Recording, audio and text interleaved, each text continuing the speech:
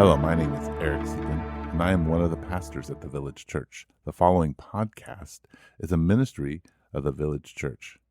We hope that it inspires you, that it draws you closer to Jesus, and it opens your eyes to the possibilities of living in the kingdom. Enjoy, and God bless. And you can grab one of those. So that's really great. And we can go back. Oh, it looks like that's part of Eric's sermon. So without further ado, here comes Eric. Woo!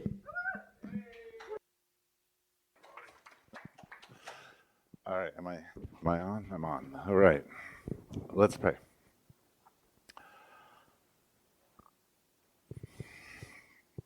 Father in heaven, thank you for bringing us here. Thank you for this opportunity and this moment to learn about what it looks like to follow you and to be a disciple. Jesus, as we listen to these words and as we process things, I ask that you would give us courage to be transformed, to let your Spirit move deeply in us and around us, to shape us into the image of God. And Holy Spirit, thank you again for being here with us and encouraging us and reminding us of Jesus' words. We just pray for this time in your name, Jesus. Amen. All right, so we are in Lent. If you don't know what Lent is and you're not doing Lent, Lent is 40 days of fasting and 6 days of celebration, so 6 Sundays and 40 days before Easter. And what you're doing in Lent, if you're not familiar with that, is that you're fasting. You don't have to fast food. You can fast anything. The objective in your fast is to create space so that you can begin to do an inward look, that you can begin to think about and process, why did Jesus actually have to die for me?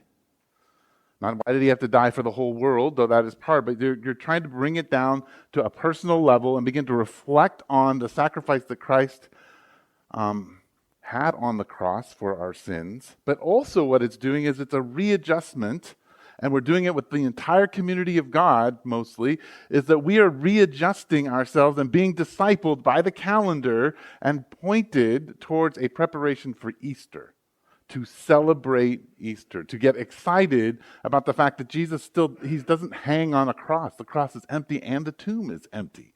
That Jesus rose from the dead, and he gives you and I an opportunity when we declare him our Lord and Savior to walk with him in whatever the future kingdom is, but we will be fully alive with him. And so that's exciting, guys. That's very exciting. And so that's what we're doing.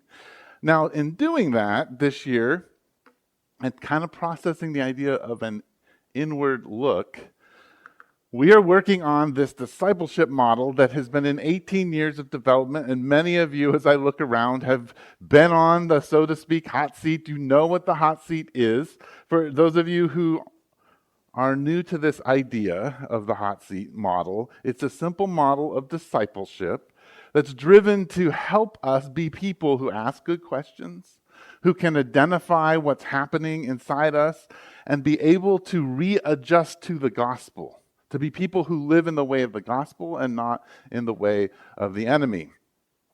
And what's important about this, and I am not going to cover a lot that I covered last week, so I would encourage you to listen to last week's sermon. But what is important to understand about this model is that this model is all about agency. And I hope to get that into your head. Agency means choice, that you have agency. And the whole point of this model, and the reason I started putting it together, was that we have become, and are people in general, who do not feel like we have agency in a lot of areas of our life. We don't feel like we have a choice. It just is the way it is. I am the way I am. And the reality is, at the very, very detailed parts of you, you have choice. Right? You are a person of volition. Right? Now, sometimes those volitional choices are harder. They're not neutral. We all have neutral choices and we don't have a struggle with them, but we all still have a choice. And this model is important in thinking things through in that way.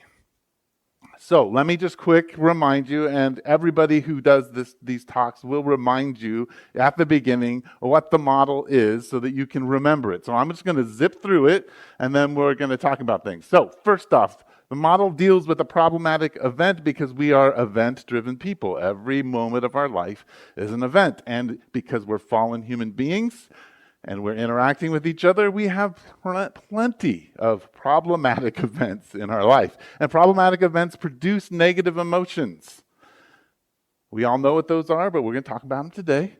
And negative emotions tend to have a structure of false beliefs. And when we think about false beliefs, we're thinking about beliefs that aren't fully true, but we feel like they are.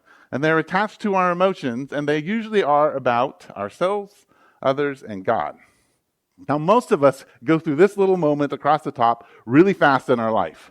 Someone says something hard to us or mean to us, we have a negative emotion, we have a set of beliefs, and we react. And we say something mean to them, and oh my goodness, they have a negative, problematic event, and negative emotions, and a whole set of beliefs, and then look how messy it got. What we're trying to do is deal with you and your choice and slow things down and help you understand that there is this moment where you could choose the gospel in the midst of those negative emotions and those beliefs that come flooding in. And that Jesus is on one side of that volition and the enemy is on the other. And Jesus is telling you a story. And basically that story is his life, his death, his resurrection, all that he is. And it exclaims, you are loved. And this is your identity. You have impact. And this is what life might look like in the kingdom. And the enemy's like, oh, forget all of that. All the things that you believe about yourself, others, and God are true, and here's a litany of times that happened, and eat some ice cream, and here's why you should eat some ice cream. If you're willing, in the midst of this up here at the top, to choose Jesus, then you walk into the path of worship. If you choose the enemy, you end up with more and more and more and more complex, problematic events that kind of cluster and look similar to each other, right? So this is the model that we are working with. And so, last week I talked about problematic events. We worked it out. I told you a whole list of questions that you can ask people. Someone actually asked me the question today. They said, hey, have there been any conversations in the last week that lingered for a while? And I said, yes, you'll hear about them in my sermon. So, people are asking good questions. Today we're going to deal with negative emotions. Before we really get into negative emotions, let me kind of just remind you that you are created in God's image, and God is an emotional human being. So when we're talking about, not human being, or God, we are emotional human beings because we are created in God's image. Important distinction, Eric. You guys are so used to my mixing up of words, I don't even get raised eyebrows and saying things like that anymore. They're like, we know what you're saying. So before we talk about negative emotions, I do just want to emphasize to you, because this is really important, and I think we forget this, is that we're created in God's image and God feels. Now, this is not a comprehensive list of what God feels, but here's just a few of them, and we're going to go over them. But God feels joy, he feels sorrow, he feels compassion and anger, longing, delight, and jealousy. And you feel all those because you're created in his image. We have feelings because God has feelings, and he created us in his image. So let's just look at a few of them. Joy. Zephaniah 3:17. The Lord your God is with you, the mighty warrior who saves. He will take great delight in you. In his love, he will no longer rebuke you, but will rejoice over you with singing. I love this picture because, yes, there's a complexity to the relationship we have with God, and you're going to notice almost every single one of these verses, there's impact. We impact God, and God responds to that impact. Here, he's no longer going to rebuke you, but he's going to rejoice. And what does rejoice look like? It looks like singing. He has an experience of joy, of delight. Second one, sorrow. Genesis 6:6. The Lord regretted that he had made human beings on the earth, and his heart was deeply troubled. Do you catch that? It wasn't like God was just hanging out, and all of a sudden, out of nowhere, he was deeply troubled. No, he's deeply troubled. He has sorrow because people have walked away from it. People have impact on God. God experiences sorrow. Compassion, Isaiah 49:15. Can a mother forget the baby at her breast and have no compassion on the child she has borne? Though she may forget, I will not forget you. I love this picture because, compassion in English doesn't even really illustrate this word well, but the picture here is this interconnectedness of baby and mother. It is very hard for mother to forget baby, but she can. And that's a deep connection. And what he's saying is, no, God has you like a baby against his chest, and he hasn't forgotten you. His compassion is there for you. He feels for you. Now, so there's some pictures of anger, and I chose to use Jesus because it's a little bit more, I think, tangible to us. So anger, Mark 3:5, he looked around at them in anger and deeply distressed at their stubborn hearts. And I think he should be there. He said to the man, stretch out your hand. He stretched it out, and his hand was completely restored. Now, this is a whole conversation about what can be done on the Sabbath and all this kind of stuff. And he's angry. He's angry at their hearts. He's angry at the way they are willing to treat someone, right? So God gets angry. But again, his anger happens because of impact. It's not in a vacuum. People impact Jesus. Jesus is angry at them and distressed. He has longing. Matthew 23:37, Jerusalem, Jerusalem, you who killed the prophets and stoned those sent to you. How often I have longed to gather your children, as a hen gathers her chicks under her wings, and you were not willing. This is important to catch. We think about God as all-powerful and sovereign over all things. Absolutely true.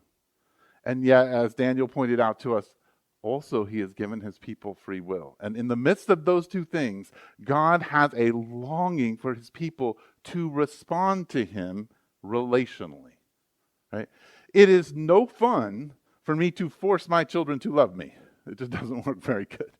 It doesn't work for God either. He's thinking, I love you so much. I just want to gather you. His deep longing. We know what longing is. God has it for you. Delight. Psalm 147. The Lord delights in those who fear him, who put their hope in his unfailing love. He loves when his children follow through and do what he's called them to do. He has a great happiness and delight. And last, very interesting one, Exodus 34:14. Do not worship any other God, for the Lord, whose name is jealous, is a jealous God. Now, this is not a jealousness with a coveting. What's happening here is that God has worship that is due him. And so the idea would be more like this. If I watched my wife show affection that is my affection, because we're married to each other, to another man, I would be righteously jealous. Right? That is my affection that she is giving away. And that is what God has for you. When you worship other gods, he is jealous for that affection that you are giving someone else. That is his because of covenant, because of an agreement, because of what Christ for us has done on the cross and in the empty tomb, right? So God is emotional. I want you to get that in your head because today we're going to talk about negative emotions. And we're not actually talking about the kinds of emotions I just offered to you. Because these emotions are complex, right? And they have a lot in them. But we're going to do it a little bit differently. We will deal with these kinds of emotions later on.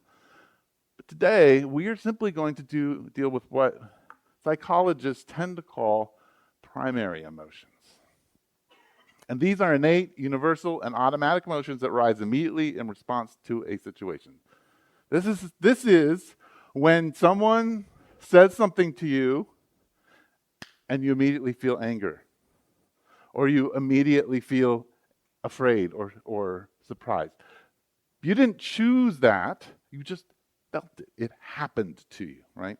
These are called primary emotions. And this is what we're going to talk about when we talk about negative emotions, because they're important, and I'll explain to you why they're so important. So, before we get there, though, let's talk about what they are. And this is my master list of what they are, and since I created the hot seat model, this is what they are. Okay, understand that? So I put happiness in black because happiness in general is not a negative emotion, but it is a primary emotion. It just happens to you, right? Joy, pleasure, they happen. Now, sadness, I put in red, and I put surprise instead red because these are neutral emotions. These are emotions that can have both a positive and a negative experience depending on the context, right? When we're talking about them in this model. Fear, anger, and disgust are our three primary emotions that we tend to feel that are negative. Now, fear will deal with anxiety and terror. So if you hear someone say, I was terrified, they're afraid. If you hear someone say, I was anxious, they're afraid. If someone says, I was frustrated with him, they are angry. They say they had rage, they are angry. Disgust and revulsion, if they say, I just felt like running away, well, there's a certain level of disgust or revulsion. Surprise is an important one because surprise can happen a lot as a negative emotion, right? Somebody who you thought really cared about you does something completely out of character, and you're just surprised. That can end up being a negative emotion if that thing out of character is not a positive thing. So these are kind of the primary emotions that we're going to work with.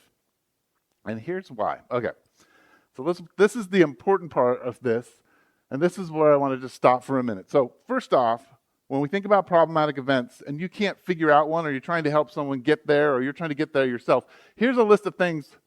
These things are where problematic events happen. They happen in your family. So when someone says, how are you doing? You could think, oh, I wonder how things are going on in my family. They happen in romantic situations, marriage, dating someone. What's going on in my marriage? Is there a problematic event there, or in my dating relationship? They happen in friendships. They happen at church and in workplaces. They happen in neighborhoods. I mean, you're coming in to park and this guy comes flying down the neighborhood and you have to slam on your brakes, and instantly you're either surprised and and you kind of panic and you're afraid, or you're like, oh, and you're angry, right? It just pops right up into you. Definite places for problematic events. But why I think primary emotions are really important is because they are a window into your soul. They are a window into your soul, and they are the place, I would argue, that the enemy attacks you. Let me just read to you 1 Peter 5, 8, and 9. Be alert and sober of mind. Your enemy, the devil, prowls around like a roaring lion looking for someone to devour. Resist him. Stand firm in the faith, because you know that the family of believers throughout the world is undergoing the same kind of suffering.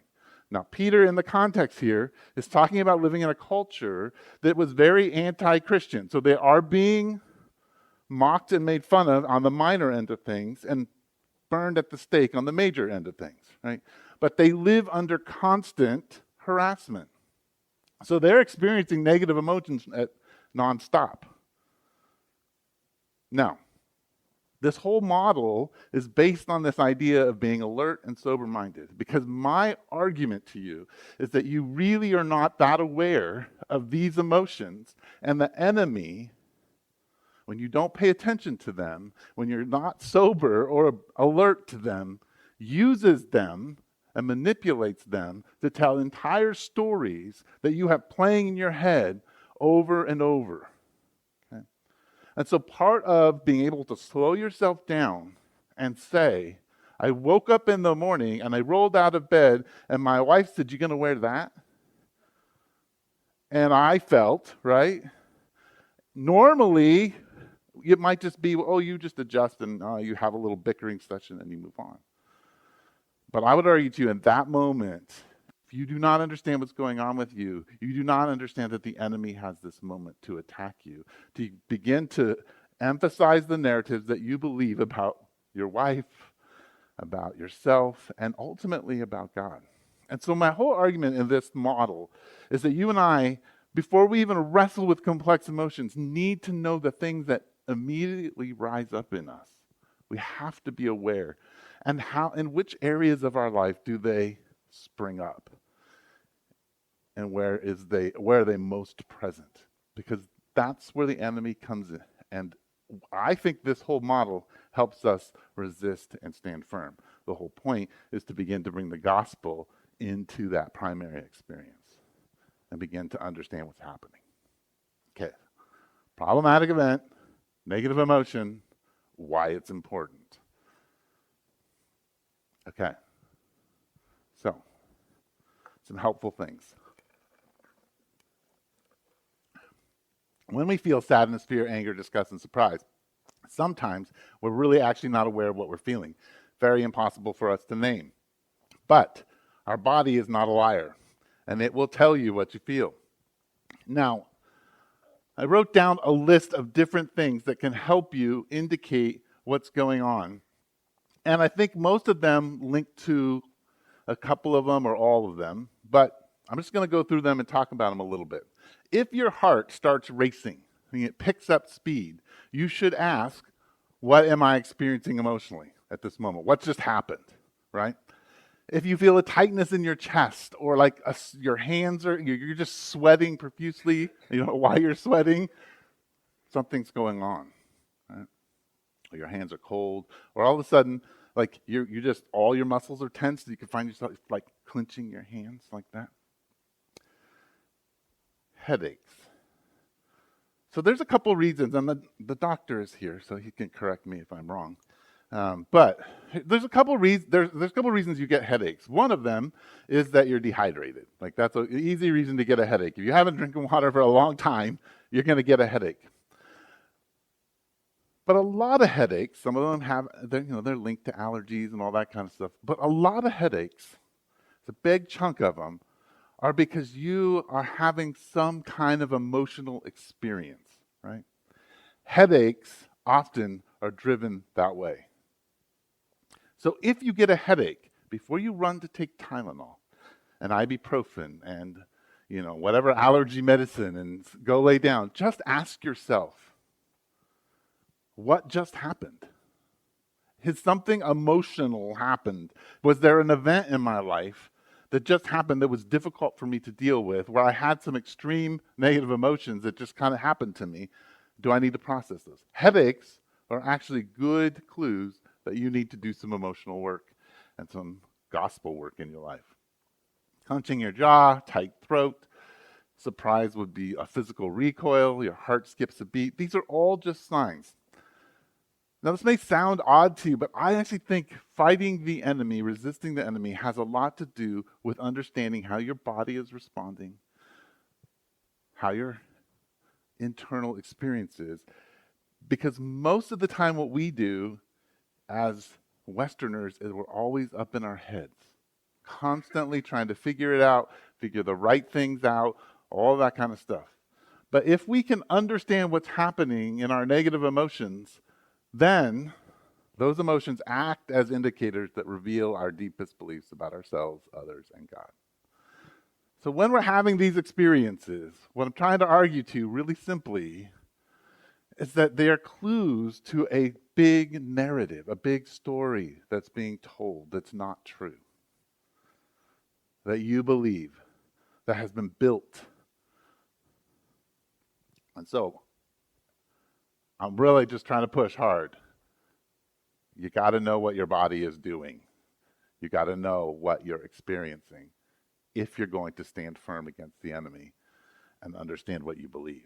So, in the model, you have problematic event. You talk about your negative emotions. People help you develop that. We're going to get to the questions for that. Then you have a set of false beliefs. And those false beliefs, as I've been saying, are narratives that we tell ourselves.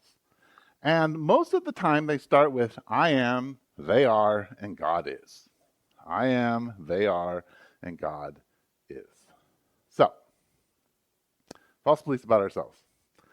They usually fall in three categories. I am unlovable, incapable, or unworthy. Like, those aren't the exclusive categories, but 9 times out of 10, you are saying some version of those three things. I can't do it, I'm unworthy, I'm unlovable. So here's a couple examples. I am a failure because I don't meet expectations. I don't do what people expect of me. I'm invisible, no one values me. I'm a burden to others. And you guys could go on and on and on, right? You guys have these well thought out, I have them well thought out. You know what yours are if you think about it, but they do fall in these three categories, and they start with I am. I am this. The second set that comes out of negative emotions, these false beliefs, are they are. And they are the stories you tell about other people within negative event or problematic events. And they usually have, they are against me, they don't care, they are unsafe, right? So here are some examples. They're intentionally ignoring me, they don't respect me, they always let me down. Now in the model, we shorten things down to this. But if you stop for a moment and think about it, people who cause repeated negative events in your life or problematic events, or you experience them that way, you have good formed narratives about them that involve more than one sentence. You can tell a story, and this is actually where gossip comes from. Is that you can sit down and gossip about someone whom you have a well-narrated story that is a false belief about them and how you experience them. And do you understand why I'm talking about being sober-minded and alert? Because the enemy begins to nurture these, and we'll find out next week about that. But our job is to be aware of that. Now, the harder one is God, because as followers of Jesus, we have been taught over and over and over and over again who God is. And any false belief we have about him feels cognitively dissonant. Like we're like, no, that's not true. I know that he's not mean, but I think he is. God is distant, and these I hear these. God is distant, God is uninterested, God is withholding. These are the things that we all believe if we're honest about ourselves, to ourselves, about God. God doesn't see me, God is disappointed in me, God blesses others, but not me. Right? Again, they're complex and nuanced, but we hope, as we care about each other, that we can get people to just honestly say that. So, here we go. Problematic event happens you probably had 6 by the time you crawl into bed today. You will have had 6 problematic events, which produced negative emotions. We talked about what those are: false beliefs, yourself and others, and God. Now, I made poor John read 1 Samuel 1 through 8 and made him pronounce all of those great names, because I think this is one of the classic moments when we can kind of look at Scripture and see emotion and we can read into the text a little bit and think about what's being said. So I wrote a little bit of a narrative. So if you remember the story, the basic gist of it is Elkanah's got 2 wives, so that's a problem already. But he's got 2 wives. One cannot have children, but that's the one he loves, and the other does have children, and she has 2. And the one that has 2 children, Peninnah, she provokes Hannah all the time. And so I thought, here's what it might look like. Hannah sits across from Peninnah, her husband Elkanah's other wife, at the family meal at Shiloh. The air is thick with tension. Peninnah smirks. Her children gather around her while Hannah sits with empty hands and a hollow ache in her chest. Once again, Hannah has no children present. Peninnah's voice cuts through the gathering, her words coated in false sweetness but sharpened like a blade. The Lord has truly blessed me with such wonderful children, Hannah. I suppose not everyone is meant for motherhood. Do you want a problematic event for Hannah? Boom, right there. The room stills, Hannah's feet and her stomach tighten. Physical, right? It's physical. Remember, I'm writing this. This is not in the text. Her chest grows heavy. Her face is flushed with anxiety and shame.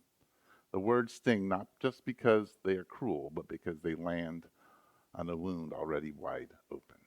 Right? So problematic events, by the way, don't just happen to you usually and have a deep impact because it's a one-time thing. They usually land in wounded places. Right? So here's the text, actually. Because the Lord had closed Hannah's womb, her rival kept provoking her in order to irritate her. This went on year after year. Whenever Hannah went up to the house of the Lord, her rival provoked her till she wept and would not eat. Now, if you guys remember, the text kind of ended and it was a little heavy where her husband says what? You guys remember what her husband said? Am I not worth more than 10 children that my love? Like this, by the way, husbands, it's just an instruction. Don't ever say that. Like that is not a good thing. But it actually probably creates this kind of thing. Hannah probably has these false beliefs about herself. I am worthless because I cannot have children. I'm a failure and everyone knows it. So it's exposing false beliefs about others. They see me as insignificant. And here's Elkanah doesn't really understand my pain. Now, by the way, here's where people will get a little confused. That is relatively true. But it's not fully true. He understands. False belief about God. God has abandoned me. God is withholding something good from me. Now, when you begin to read the Bible and you kind of understand these things, you can see these events, especially in the Old Testament. You watch just people make choice after choice after choice out of their false beliefs and their narratives that they're believing. It's really interesting, just as a study of those things. Okay, so let me help you, like I did last time.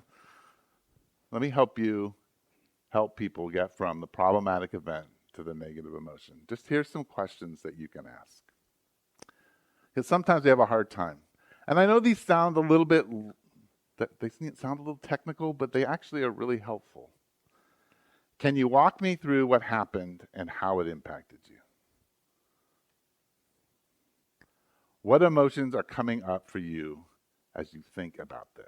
Right? So if you get someone to tell about their problematic event, they probably will remember that they were angry. They felt really angry, or they felt really afraid or shocked or sad. If you pay attention to your body, where do you feel this emotion physically? This is not a question we normally ask each other, and it would feel very awkward on Sunday, right? But it is a reality that we all feel them somewhere, and it's good to help people identify them. And here's the best one. Most of the time, people have trouble articulating things. When people ask me, how was your week? What my week looks like is blank. I'm like, well, I don't know what my week was like. And so if I can actually say something about my week, if you remember the questions from last time, and I begin to talk, and people are trying to get me to talk about how I felt, I'm like, I don't know how I felt.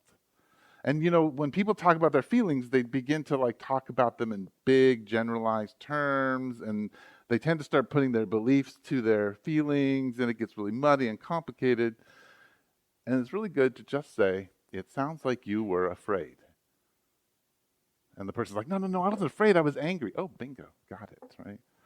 The best thing is to go after the thing that you think might be this, but probably isn't. But if I tell them that, there's a little thing in your brain that resists when people misidentify what's going on with you. And then you're like, no, I don't feel that way, I feel this way. Oh, and you trap them. You see, you got it. You got what you wanted out of them, and they can't resist that. We just can't. It's so hard for us. And it's good. So this is a good way to help people move from problematic events to negative emotions. All right, so how do you get people from their negative emotions to their false beliefs? When you feel this way, what accusations do you hear about yourself? So when you feel angry, what are you hearing about yourself? When you feel this way, what do you believe to be true about X? So, X person. What do you believe to be true about your wife? What do you believe about your friend, your neighbor? When you feel this way, how do you assume others see you? When you feel this way, what do you believe about God? And here's the big one, because a lot of times it's hard to figure out what you believe about God. Based on your beliefs about yourself and others, usually easy enough to get to, what is implied that you believe about God? Right? Because sometimes our belief about others and a belief about ourselves gives us a clue about what we believe about God. All right. So, here's the exciting part. I'm going to give you guys a chance, now that you've heard it all, to help me work through something. So, I'm going to make you do it from the very beginning. So, if somebody needs a mic, because they're going to run around, and you get to ask me some questions. So, first, I'll help you a little. You're going to try to get to my problematic event. So, somebody asked me a question. All right, Emily's going to ask me a question. So I was wondering about your week, where you were feeling strong emotions in it. The week was all right. There's a couple times that were kind of hard for me this week.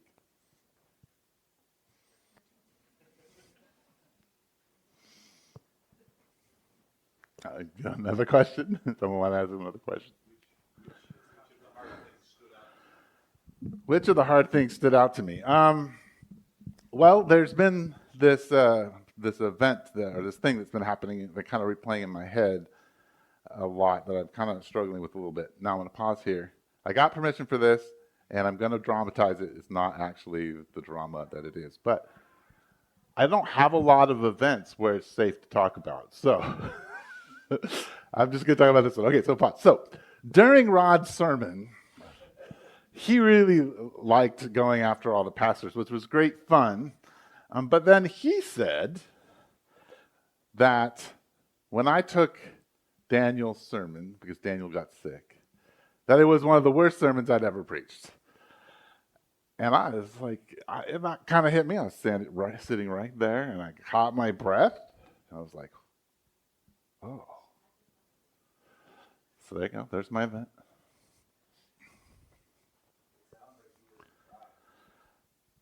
I was kind of shocked. Because in my previous sermon, I had said it was one of my best sermons I'd ever preached. So I was caught, caught off guard. You know, I actually kind of couldn't breathe. I was that kind of shocked. So I was caught my breath for a second. Yeah.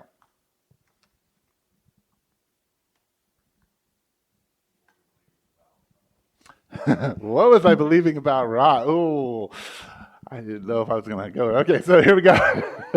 I was believing that Rod doesn't always think about me or how I might feel when he said something.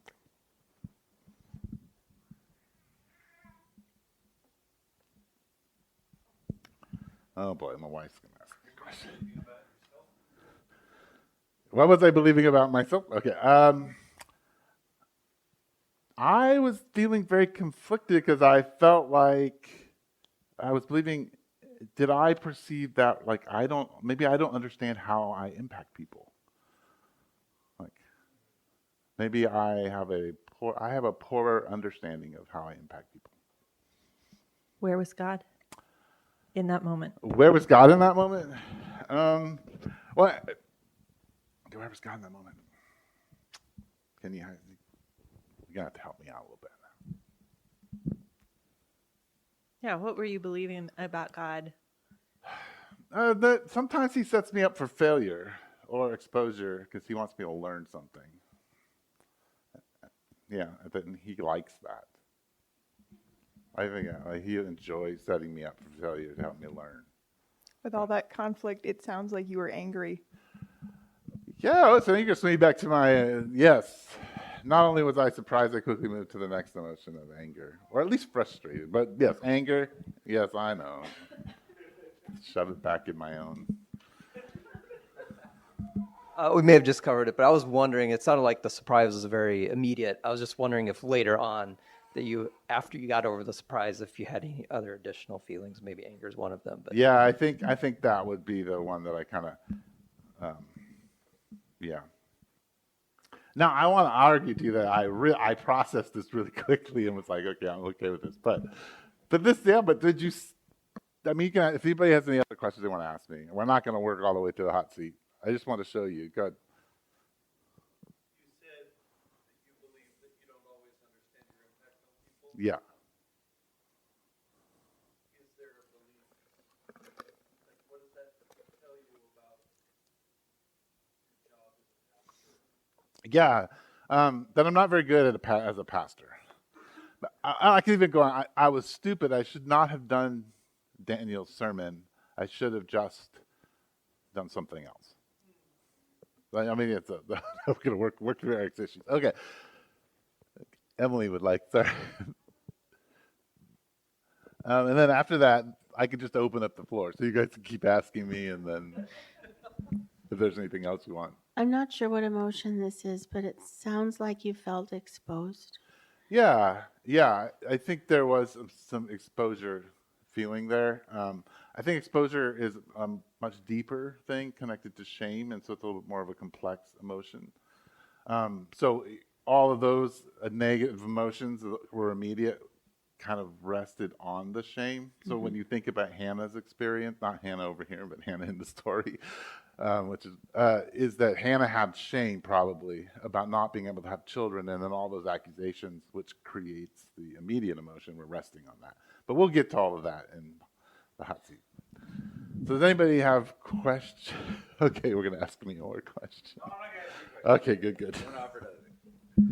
So I find it's helpful sometimes when I'm trying to figure out the false beliefs about God to ask, to say, if you put yourself in that moment, you know, for example, for you, if you're sitting in that chair and you're not really sure what you're feeling about God, where is God in the room? Yeah. So is he in the room? Is he sitting in a chair? Is he off nowhere? Is he just kind of up and on his throne in the sky and not paying attention to you? Yeah. Where is God in the room? And that sometimes helps me understand what the false belief about God is. Right. Because it's often like, well, God doesn't care. He's, playing games in the corner, or he's not present. He's just out of the room. Yeah. And I think the important thing to understand is that I have a long relationship with Rod, so I understand our relationship. But if I have a he is kind of narrative, I go through that quick experience, and then I just put the little more baggage into that he is kind of narrative. And now it's bigger. And so it just, every time Rod, or, I do the same thing, but anytime Rod does something like that, then that narrative comes back out. And now it's a more complex narrative because I haven't done anything with it. So, yeah.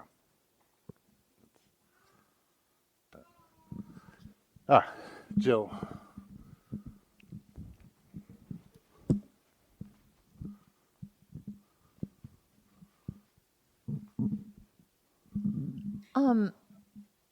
So I remember when that happened, and it kind of took my breath away as well. Oh, good. Can we let it process that? Well, yeah. So there's this whole idea, even though it wasn't me, I can be. Sometimes we need a hot seat on the way we feel about others. Like, sure. Because I also developed some thoughts about Rod, even though I know they weren't true, but I'm like, and then I felt so much shame for you. And Mark, do you remember I looked at you and I mean, like, I'm just saying, it was kind of a moment that I took on as well. Yeah. And so it's not directly related to me, though. Yeah, so isn't that interesting? You can have a problematic event just because you're the observer. Yeah, just observing things. So imagine the world that opens up, because we observe things all the time. Yeah. So I just wanted to say that. Yeah, no, so true. So true. And the thing is, because we're fallen human beings, we hand each other these problematic events like nonstop. So this is more so just like a question about, the hot seat process. Yeah. But I find that because a lot of the problematic events are relational, that's something that kind of comes up, but I don't know where it falls into, like, which category is like distrust. And so is that tied to a negative emotion, or is that a false belief about somebody? Where is trust falling into? Right. So I would say that it's probably easier to just do this here.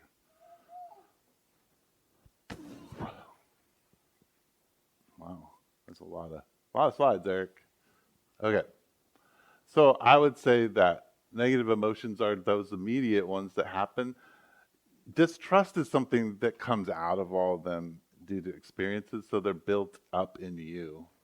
So they're the things that all of those emotions, like for instance, if I'm afraid, that is going to be linked to distrust probably, right? Because if I walk into a room and you don't trust me, there's probably history, or you have a history with someone like me, and so you're going to have that distrust. But the feeling you're going to feel is not distrust. You're going to feel anxious or afraid or like a surprise feeling. You don't want to run away. So those negative emotions tend to be the ones that are just primary in response to Would you say it seems to me like also it could be a belief about others. Like if you've been burned a lot Yes. by people, you could just have, it may not be about that specific person, but you could have a general belief about others that like people just aren't trustworthy. Yeah. Therefore, this person isn't trustworthy. Yeah, Like, that's they will good. betray me, or it could be attached to God. Yeah, she's right. So yes, they can line up under the false belief section too. I think you also could end up with a false belief that says I am not trustworthy. Right. Yeah. So it's a belief structure. Yeah, that's good. Well, you mentioned God exposing you and putting you in awkward situations. And so to juxtapose that with God wants us to be aware of our need for growth, was it that God doesn't care how he gets there? He'll humiliate you and shame you to get you there? Or For me, more it's just that. And this is a full false belief, so I'm just being honest. This is not your pastor saying this is how God is. I want to make that clear. That God enjoys making me suffer so that I can learn stuff. Like he finds delight in that. That's somehow his whole makeup is to just. Yes. Yeah, that would be a good short version of it. Oh. So usually happiness isn't a negative emotion, but what if you're like happy about something bad happening? That's a good question, and I guess I would call that then a sinful emotion that you are nurturing. But good question actually. We go here and then Dave. Yeah. Probably anger attached to that. Like you're happy that something happened because you're angry at someone or something like that. Yeah.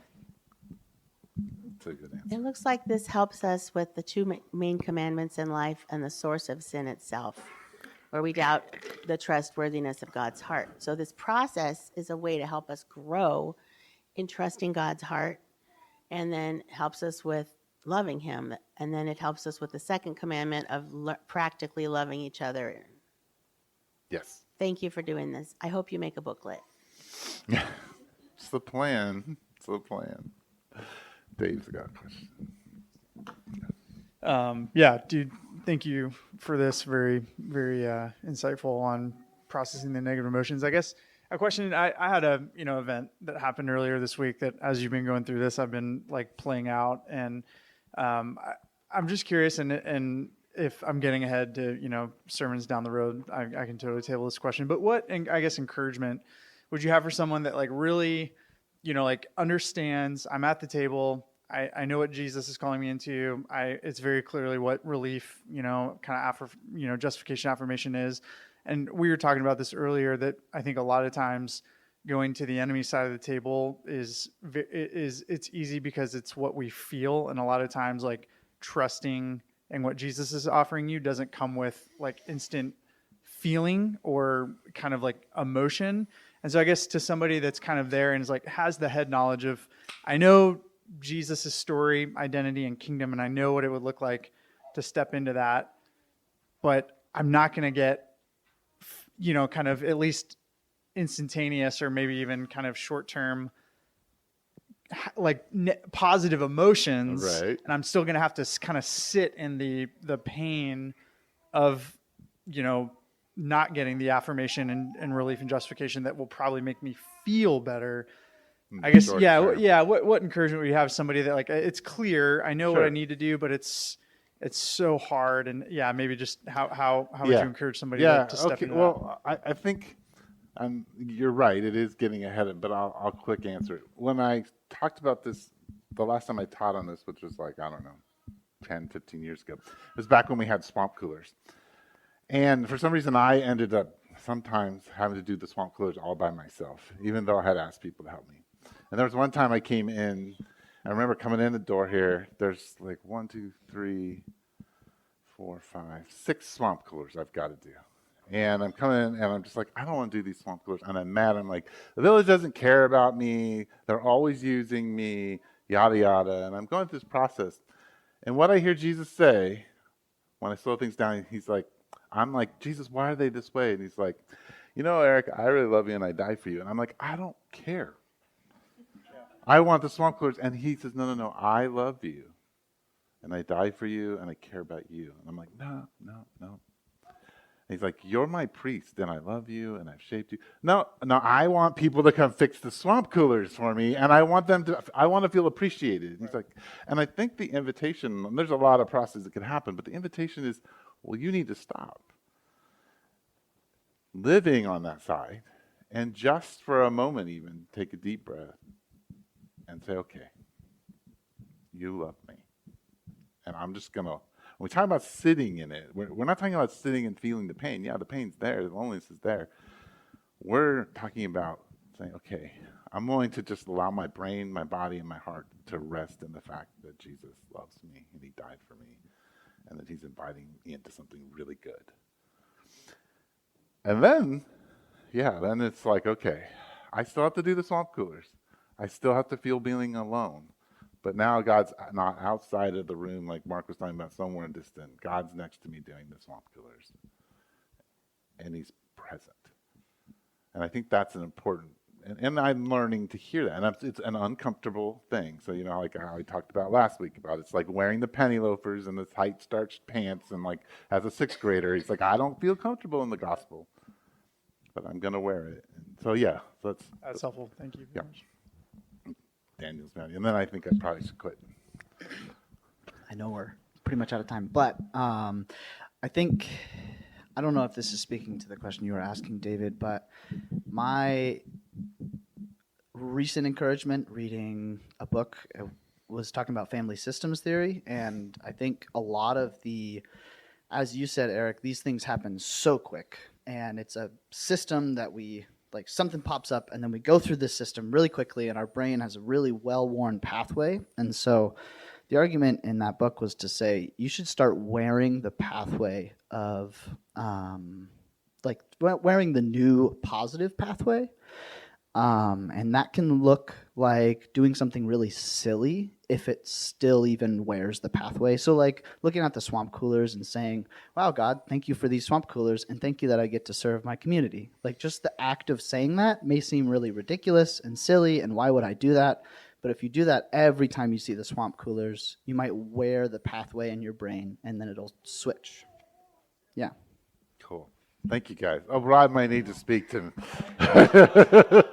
In my defense, I love you, Eric, and thank you so much for sharing that story because it does go into the things that I doubt about myself, too. And I think that's, we're talking about reciprocal events, right? I don't matter. Nobody cares about me. God doesn't care about me. He takes care of other people. He doesn't take care of me. Oh, by the way, I'm not as smart as everybody else. Everybody else is brighter than me. Like all those lies. And then you have to like, oh, wait. So as I sit here, it's I got to go through my own table of decisions. Oh, yeah, I created a table for you. 17 times in the last 2 minutes. Right. So thank you for that, actually, because it does remind me of how sweet and good God is as I come close to him and admit that, yes, I hurt people when I don't. It would never be my motive or my desire to do so. And I hate it, and I hate that about me. God help me. All those kinds of things come through, but then I don't have anywhere to go but to God, and he forgives and loves and cares. So thanks. Yeah. Just so y'all know, I did ask Rod, and he said, surprise me. So let's pray. Father, thank you so much for this community and the way they love me and the way they love Rod and all of us. And I just ask that as we try to walk through this process, that we might be people who live in the rut, in the circle, in the brain cycle of your gospel, that we're just so in that we're able to resist the enemy's temptation and just his attack on us to build these very destructive narratives about you. And so